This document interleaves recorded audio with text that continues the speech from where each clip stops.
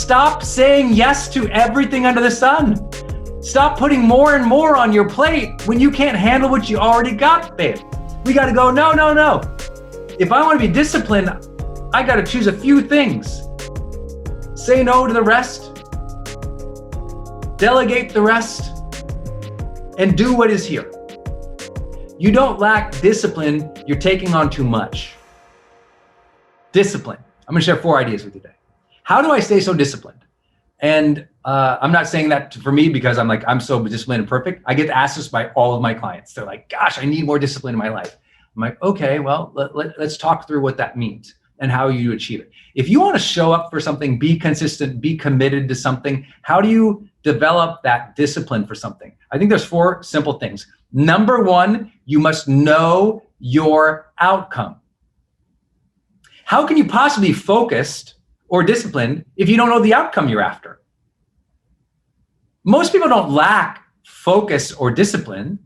They lack clarity that would give them the focus and the discipline. That's why the first high performance habits is seek clarity.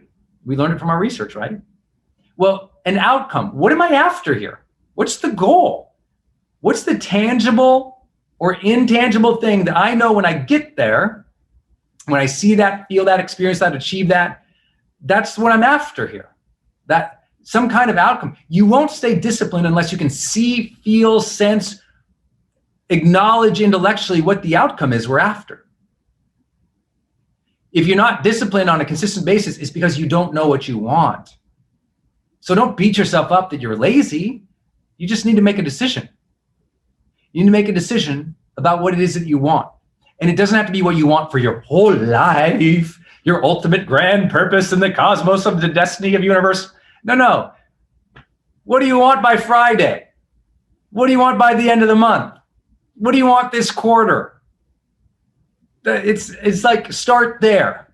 If you're really confused about the next 5 years of your life, please start with the next 5 weeks of your life. Come on.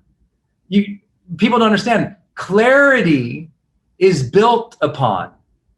You don't have the epiphany where everything's perfect. Very few people ever have a complete, perfect picture, epiphany moment of everything coming together in life. Very few people. Very few people. Instead, usually what happens is, as we move throughout our lives, we get a little more clarity on what we like and what we don't like, what draws passion and strength and contribution and what doesn't. Know your outcome. You want discipline? Know your outcomes. Number 2, schedule. There is no discipline without a schedule. It's so easy. If your calendar doesn't have anything in it the next 6 weeks, don't be mad at yourself for lacking discipline. No one shows up on a day and go, it's discipline day, and has nothing to do. Discipline requires the schedule. So fill out your schedule, work the schedule. Fill out the schedule, work the schedule. Fill out the schedule, work. As you fill out your schedule and you work the schedule, you get more self-trust. With that self-trust comes confidence. From that confidence comes more competence. We gain more mastery and we're in the game more. We feel good about ourselves. The progress mind loves it, eats it up. It's like, hey, we're doing it. We said we were going to do it. We did it. We moved towards our outcome today with a schedule. What an idea, right? But you and I both know it's easy to get off track with this. So number 3, you want to be more disciplined, you're going to have to delegate more. You want to be more disciplined to what really matters for you. You're going to ask for assistance, for help. You're going to have to build the team. You're going to have to socially engage people to support your focus. It's just real. Like every writer I know is who's become a major writer has assistants, meaning they get somebody, their spouse, their partner, their agent, a personal assistant. Somebody is helping with the part of their life so they can focus on that thing, right? It's hard to be a disciplined writer if you're doing everything under the sun. You need time to be able to write, which means there's some things you can't handle by yourself. And you're gonna have to delegate that. And if you're like, well, Brendon, I don't have anyone to delegate to, then I'm like, then stop saying yes to everything under the sun. Stop putting more and more on your plate when you can't handle what you already got, babe. We got to go, no, no, no. If I want to be disciplined, I got to choose a few things. Say no to the rest. Delegate the rest. And do what is here. You don't lack discipline, you're taking on too much. You don't lack discipline. You're taking on too much, or you don't have a schedule, or you don't know your outcome. Outcome, schedule, delegation, and last thing is, I think this is really a critical thing for us in aliveness and fulfillment and connection in our lives. Often we don't have discipline because we've set up no reward and reflection in our life. And what I'm always trying to tell my highest performers, reflection is a reward. Reflection, it's a reward. Like sitting down and allowing your processing mind to think of all that you've been through and how beautiful it was and how grateful you are for it.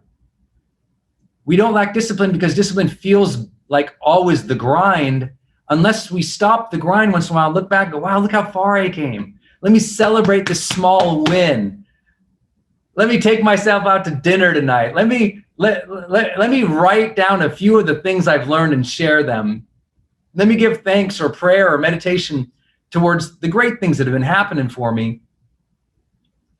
I think as soon as we realize that, it's just a whole different experience of life. I'm disciplined because to me, being disciplined doesn't sound like I'm disciplining myself. What it means is I am reflecting and rewarding myself for my progress. It's so important for you to hear me say this. If you're lacking discipline, probably is because you've never rewarded yourself. You've never reflected on how far you've come. You still think you're the same as you were in your 20s and your 30s. It's like you've come so far and you're still thinking like that kid because you let your protecting mind, your processing mind, your progressing mind run rampant without the peace practices, without those moments of purpose. If you want to be disciplined this month, know your outcome, put it on the schedule, delegate it or say no, and fourth, reflect, reward yourself. I do again, with my high performance planner, I do my weekly reflection in every major area of my life. I just look at it and I think oh, what a blessing, this is going good, or oh, I could do better here. And the reward is the reflection. The reward to me is learning. The reward is developing competency. Reward doesn't have to mean I have this much more in my bank account or, these many more people following me. The reward is I'm growing. Growth days. To me, discipline requires growth days. Having the growth days and rewarding and celebrating, reflecting upon the growth days. I'm disciplined because I've gotten so many hits of joy and learning by pushing myself as a growth day, but reflecting on those growth days to do, oh, that was a good day. What did I learn about myself? And I'm growing every day. So discipline gets easier. Discipline gets way easier as you engage growth more. Discipline gets hard when you went a season without even thinking about yourself, taking care of yourself, not sleeping, poisoning your body, not engaging in personal development, instead of just engaging everybody's dramas. And now you're exhausted. You know when it's hard to be disciplined? When you're exhausted. So you take care of yourself. You recognize it. You reward it. You delegate it or say no. All of these things I hope will help you have an awesome March.